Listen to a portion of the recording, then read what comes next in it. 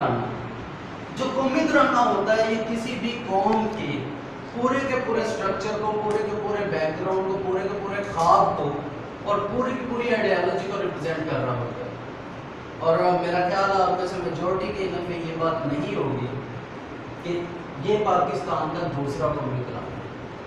پاکستان کا پہلا قومی ترانہ ایک ہندو نے لکھا تھا، لیکن اسے تبدیل کر دیا گیا اور بعد میں پھر یہ قومی ترانہ ہمارے یہاں چل رہا ہے اور ہمارے سلیبس کا بھی حصہ ہے۔ اچھا، اس قومی ترانے کو پڑھتے تو سبھی ہیں، لیکن بات وہی ہے کہ سمجھتے کوئی نہیں ہے۔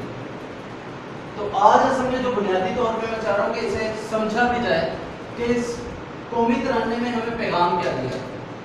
تو سب سے پہلی چیز، پاک سرزمین شاد باد۔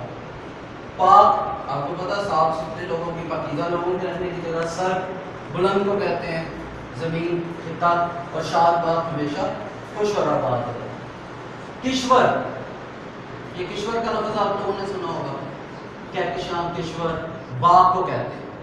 تو یہ جو خطہ ہے اسے تعبیر کیا گیا ہے، اسے تشبیہ دی گئی ہے ایک حسین باغ کے ساتھ کہ یہ ایک حسین باغ ہے جو کہ ہمیشہ شاد اور آباد رہے۔ اس کے بعد آ جاتا ہے اگلا مصرع، یعنی تو نشان عزم عالی شان۔ اب اس میں جو یہ لفظ ہے نشان، یہ بھی بہت اہمیت کا حامل ہے۔ ہم لوگ اکثر جو علوم پڑھتے ہیں، مثال کے طور پہ بایولوجی ہے، سائیکالوجی ہے، اینتھروپولوجی ہے، سوشیولوجی، یہ جو لفظ ہے لوگی یا لوجی، اس کا کیا مطلب ہے؟ ہمیں یہی لگتا ہے اسٹڈی، لیکن اصل میں جب ہم اس لفظ کو دیکھتے ہیں یہ لوگی کی بجائے اگر ہم اس کو لوگو کریں تو کیا مطلب بن جاتا ہے؟ نشان۔ اب یہ اس ریاست، جو ریاست ہے جمہوریہ اسلامی جمہوریہ پاکستان ہے، اس کے بارے میں کہا جا رہا ہے کہ تو نشان ہے، یعنی تو سمبل ہے، تو لوگو ہے، کس چیز کا؟ عزم عالی شان۔ اور علامہ اقبال کا وہ شعر آپ کو یاد ہوگا، محبت مجھے ان جوانوں سے ہے، اب ستاروں پر کمند ڈالنے سے کیا مراد ہے؟ وہی بلند ہو، بلند ارادے۔ اور وہ بلند ارادے کیا ہیں یہ آپ کو آگے پتہ چلے گا۔ ارض پاکستان، وہی پاک لوگوں کے رہنے کی زمین۔ مرکز یقین شاد باد۔ اب یہ ایک اور اہم چیز ہے، مرکز، سینٹر۔ اب یہ جو ریاست ہے اسے مرکز قرار دیا گیا کس چیز کا؟ یقین کا۔ اب یہ یقین، یہ وہی لفظ ہے جسے عربی سے ٹرانسلیٹ کیا گیا۔ اب یقین کو عربی میں کیا کہتے ہیں؟ یقین کو عربی میں کہتے ہیں ایمان۔ یہ ہے کیا؟ یہ مرکز ہے ان لوگوں کا جو کہ ایمان رکھتے ہیں، یقین رکھتے ہیں، کس پر؟ اللہ رب العزت پر۔ جو اس پر ایمان رکھنے والے ہیں ان کا مرکز ہے یہ ریاست، اور اس کے بارے میں کہا جا رہا ہے شاد باد۔ پھر اس کے بعد بتایا جا رہا ہے پاک سرزمین کا نظام، کہ یہ جو پاک لوگوں کے رہنے کی بلند زمین ہے اس کا نظام کیا ہوگا۔ اب پھر یہاں پر ہمیں واپس لے جایا گیا 1400 سال پرانی ریاست کی طرف، اور وہ کون سی تھی؟ مملکت مدینہ منورہ۔ وہ کیا ہے؟ پاک سرزمین کا نظام کیا ہوگا؟ قوت اخوت عوام۔ اگر آپ کو یاد ہو جب ہجرت کر کے مسلمان مدینہ منورہ میں گئے ہیں تو مدینہ منورہ کی صورتحال یہ تھی کہ قبیلہ اوس اور قبیلہ خزرج ان دونوں کو ملا کر انصار بنتے ہیں۔ اوس والے لوگ خزرج کے امام کے پیچھے نماز نہیں پڑھتے تھے اور خزرج والے اوس کے پیچھے نماز نہیں پڑھتے تھے، لیکن نبی اکرم صلی اللہ علیہ وسلم کے جانے کے بعد جب نبی اکرم صلی اللہ علیہ وسلم نے ان میں اخوت کا رشتہ قائم کیا تو پھر ایک ایسی مملکت سامنے آئی اور ایک ایسی مثالی ریاست سامنے آئی جو کہ اس سے پہلے ہمیں تاریخ میں کہیں پر بھی نظر نہیں آتی۔ تو اس ریاست کے جو لوگ تھے ان سب کی قوت اور طاقت کیا تھی؟ وہ ان میں موجود رشتہ اخوت تھا۔ تو اس زمین کے بارے میں جو 1400 سال بعد لی گئی، اس کے بارے میں بھی یہ کہا جا رہا ہے کہ اس کا نظام کیا ہوگا؟ قوت اخوت عوام، کہ عوام کی جو اخوت ہے اس کی قوت سے اس کا نظام چلے، یہ ہمیں بتایا جا رہا ہے قومی ترانے میں۔ پھر اس کے بعد اگلا مصرع، قوم ملک سلطنت۔ اب یہاں پر یہ لفظ جو قوم ہے، قوم آپ لوگوں کو پتہ کسے کہتے ہیں؟ قوم عمومی طور پر جو کامن پرسیپشن ہے وہ یہ ہے کہ قوم 3 چیزوں کی بنیاد پر بنتی ہے. سب سے پہلی چیز زمین، خطہ. کسی خطے کی بنیاد پر قوم بنے گی. جیسے کہ مخصوص خطے میں رہنے والے پنجابی ہیں، دوسرے خطے میں رہنے والے سرائکی ہیں، تیسرے خطے میں رہنے والے بلوچی ہیں، اور چوتھے خطے میں رہنے والے سندھی ہیں. یہ خطوں کی بنیاد پر قومیں بن رہی ہیں. دوسری چیز ہے نسل. جو نسل انسانی ہے اس کی بنیاد پر قوم بنتی ہے. جیسے کہ دنیا میں مختلف نسلیں ہیں، ریڈ انڈین ہیں، حبشی ہیں. اب یہ حبشی ایک قوم ہے لیکن یہ نسل ہے مخصوص. پھر اس کے بعد رنگ آ جاتا ہے. اب حبشی یا جو ریڈ انڈین کا لفظ استعمال ہوتا ہے یہ بھی، یا جیسے ہم کہہ رہے ہیں ہمارے ہاں ایک لفظ استعمال ہوتا ہے آرین یا آریان. یہ سنسکرت میں استعمال ہونا شروع ہوا تھا. اس کا مقصد تھا کہ اسے انگلش میں ٹرانسلیٹ کریں تو اس کا مطلب بنتا ہے ایلین. ایلین جو باہر سے آئے تھے، انجانے لوگ. تو یہ انجانے تھے. یعنی 3 چیزوں کی بنیاد پر قوم بنتی ہے: رنگ، نسل اور علاقہ. لیکن یہ جو قوم ہے، یہ یاد رکھیے گا، یہ وہی قوم ہے جو 2 قومی نظریہ لے آ گیا تھا. اور 2 قومی نظریے سے کیا مراد ہے کہ وہ قوم جو کہ ایک نظریے کے تحت بن رہی ہے. ایسا نہیں ہے کہ جو کسی علاقے کی بنیاد پر ہو، کسی نسل کی بنیاد پر ہو یا کسی رنگ کی بنیاد پر، بلکہ یہ کس بنیاد پر ہے؟ نظریے کی بنیاد پر. اور اسی وجہ سے مسلمان خود کو ایک الگ قوم اور باقی سب کو الگ کنسیڈر کرتے ہیں. اور اسی نظریے کو لے کر کہ قوم موجود ہے لیکن اس قوم کے پاس ملک نہیں، تو یہ قوم نے جدوجہد کی ایک ملک کے لیے. اور جب یہ قوم اور ملک دونوں حاصل ہوئے تو پھر ایک سلطنت بنی. تو قوم، ملک اور ان دونوں کے مجموعے سے بن گئی سلطنت. پائندہ تابندہ باد ہمیشہ شاد و آباد رہے اور موجود ہے. شاد باد منزل مراد، یہ ایک اور اہم مصرع ہے. شاد باد کوئی خوشی والی بات آرام سی ہے، لیکن منزل مراد کیا ہے؟ اب آپ پھر واپس چلے جائیں. اب یہ منزل مراد کیا ہے؟ اس کی مرکز یقین. اب یہ مرکز یقین سے مراد کیا ہے؟ جیسے میں نے بتایا کہ یقین ایمان کو کہتے ہیں، تو مرکز یقین سے مراد یہ ہے کہ انشاءاللہ العزیز پاکستان جلد اس مقام پر پہنچے گا کہ جب پوری امت مسلمہ کی رہنمائی کرے گا، پوری امت مسلمہ کی سیادت، سرداری اس کے پاس آئے گی. پوری امت مسلمہ کے فیصلے یہ کرے گا. جیسے خلافت عثمانیہ میں پوری کی پوری جو امت مسلمہ تھی ان سب کا رخ ترکی کی طرف ہوتا تھا، اور ترکی میں بیٹھ کے خلافت یا خلفاء فیصلے کیا کرتے تھے پوری امت مسلمہ کے.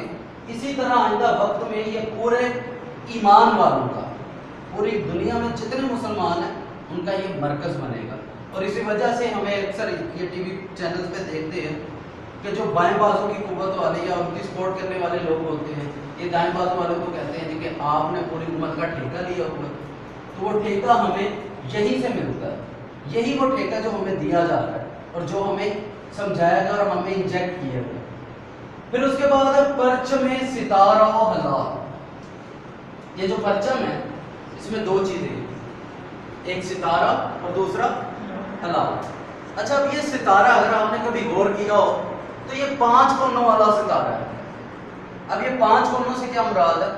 پھر وہی بات کہ بنیادی طور پر ہمیں وہیں پر لے جایا جاتا ہے جو اس کا نام مدینہ طیبہ. اور یہ کون سی تھی؟ اسلامی ریاست. اور جو 5 کونے والا ستارہ ہے یہ بھی ریپرزینٹ کر رہا ہے اسلام کے 5 ارکان کو. ٹھیک ہے. پھر اس کے بعد آ گیا ہلال. آپ لوگوں نے اگر دیکھا ہو تو آج بھی جو گاڑیاں ہیں ریڈ کریسنٹ کی یا ایمبولینسز ہوتی ہیں ان پر یہ چاند بنا ہوتا ہے. یہ چاند جو ہلال ہے، یکم کا چاند، اس سے مراد کیا ہے؟ تو اس سے مراد وہی ہے کہ جب اس کائنات میں اسلام کا سورج طلوع ہوا تھا تو یہ ابتدا میں تھا. اور چاند جو ابتدا کا چاند ہوتا ہے اس نے بڑھنا ہوتا ہے، پھلنا پھولنا ہوتا ہے اور پھر پوری کائنات پر چھا جانا ہوتا ہے. تو اسی طرح یہ جو ریاست ہے جو ہمیں ملی ہے یہ ابھی کیا ہے؟ نومولود چاند کی طرح ابھی یہ بڑھے گی، پھلے پھولے گی اور پھر بام عروج حاصل کرے گی اس پوری کائنات میں انشاءاللہ. اس کے بعد ہے جی رہبر ترقی و عوام. یہ رہبر ترقی، رہبر کہتے ہیں راستہ دکھانے والے کو. یہ جو ریاست ہے یہ کیا کرے گی؟ یہ ترقی کا راستہ دکھائے گی عوام کو. لیکن یہ دکھائے گی کیسے؟ کہ انشاءاللہ آنے والے وقت میں سائنس ہو، ٹیکنالوجی ہو، علمی دنیا ہو یا تحقیق ہو، ہر میدان میں، ہر چیز میں رہبری اسی قوم کے پاس ہوگی. آج بھی اگر آپ اٹھا کے دیکھ لیں تو ناسا میں الحمدللہ 200 سے زائد پاکستانی سائنٹسٹ کام کر رہے ہیں. پھر تھیوری آف بگ بینگ ہے جس نے دی ہے، اگر آپ کو یاد آپ کے علم میں ہو تو ایٹم کے جو بنیادی اجزاء ہیں تین، کون سے؟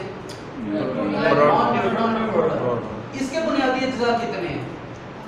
فوٹان، چھوٹان، اور پھر جس طرح تقسیم ہوتے ہیں اس میں مسلمانوں کا کیا کردار ہے انشاءاللہ یہ بھی آنے والے وقتوں میں سامنے آئے گا. چونکہ ابھی تک ہمارے یہاں تحقیق کا اتنا رواج نہیں پڑا، لیکن امریکہ میں جو تحقیقیں ہو رہی ہیں اس میں مسلمانوں کا کیا کردار ہے وہ ساری چیزیں وقت گزرنے کے ساتھ ساتھ انشاءاللہ سامنے آئیں گی. اس کے بعد سب سے اہم اور سب سے مزیدار جملہ جو اس قومی ترانے کا ہے، ترجمان ماضی. ہم جب اس کو اکٹھا پڑھتے ہیں تو غور نہیں کرتے اتنا. اگر ہم اس کو یہ پڑھیں ترجمان ماضی، شان حال اور پھر جان استقبال، یعنی اس کو دو جملے کی بجائے تین جملوں میں پڑھیں. ترجمان ماضی کہ یہ جو ریاست ہے یہ اپنے ماضی کو ترجمانی کرے گا. اور کون سے ماضی کی؟ وہی ماضی جو محمد بن قاسم، صلاح الدین ایوبی، نور الدین زنگی اور غزنوی، ان سب لوگوں نے قلم بند کی. لیکن ہمارے ہاں ایک المیہ یہ ہے کہ ہم اس ماضی کی ترجمانی کرنے کی بجائے، چونکہ ہمارے ہاں تربیت کا فقدان ہے، ہم میر جعفر اور میر صادق کی ترجمانی کر رہے ہیں. لیکن اس سے کوئی وہ فرق نہیں پڑتا. انشاءاللہ آنے والے وقتوں میں اگر ہم برطانیہ کی جدوجہد دیکھیں، امریکہ کی دیکھیں، تو وہ بھی چلتے ہوئے تاریخ کے مراحل سے گزر کر کسی منزل پر پہنچے. تو ہم بھی آج اس کی ترجمانی کر رہے ہیں اور کل حقیقی معنوں میں اپنے ماضی کی ترجمانی کریں گے. اور جب ترجمانی کریں گے ہم اپنے ماضی کی تو شان حال، اس وقت کی، زمانے کی جو شان و شوکت ہے وہ ہم سے ہوگی. آج بھی پاکستان کو دنیا کے جتنے معاملات ہیں کسی میں بھی نگلیکٹ نہیں کیا جا سکتا. پاکستان کی جغرافیائی اہمیت کی پیش نظر، پاکستان کی عملی اہمیت کے پیش نظر آج بھی ہمارے آپ آرمی دیکھ لیں، ہماری آرمی اور ہمارا چیف آف آرمی اسٹاف وہ پوری دنیا کی آرمی میں سے پہلے نمبر پر ہے. ہماری انٹیلیجنس ایجنسی الحمدللہ آج بھی دنیا کی سب سے پہلی انٹیلیجنس ایجنسی پہلے نمبر پر آنے والی. تو یہ ہمارا شان و شوکت ہے. اور یہ حال موجودہ زمانے کی جان استقبال، مستقبل میں بھی جان ہم ڈالیں گے. لیکن یہ کب ہوگا؟ جب ہم منزل مراد پر پہنچ جائیں گے، جب ہم مرکز یقین بن جائیں گے. تو جان استقبال آج مستقبل میں ہونا کیا ہے، مستقبل میں کون سی ریاست کیسی رہے گی، پوری رہے گی، ٹوٹ جائے گی، اس کے فیصلے امریکہ کا ہے. لیکن انشاءاللہ وہ وقت جلد آئے گا جب یہ سارے فیصلے اور یہ ساری چیزیں ہمارے ہاتھ میں ہوں گی. ہم اس ریاست میں بیٹھ کے انشاءاللہ یہ فیصلے کیا کریں گے، پوری دنیا کے لیے پالیسی ترتیب دیا کریں گے. اور یہ وقت دور نہیں ہے. سب سے اہم چیز اس میں وہی بات کہ ہمیں یقین کی ضرورت ہے، خود پر یقین اور اللہ رب العزت پر بھروسہ، توکل کی. اور سب سے آخری مصرع سایہ خدائے ذوالجلال، کہ ہم یہ سب کچھ کریں گے کیسے اور یہاں تک پہنچیں گے کیسے. یہ سارا کچھ ہم حاصل کریں گے اللہ رب العزت جو کہ جلال بزرگی والا ہے اس کی رحمت کے سائے میں انشاءاللہ. یہ وہ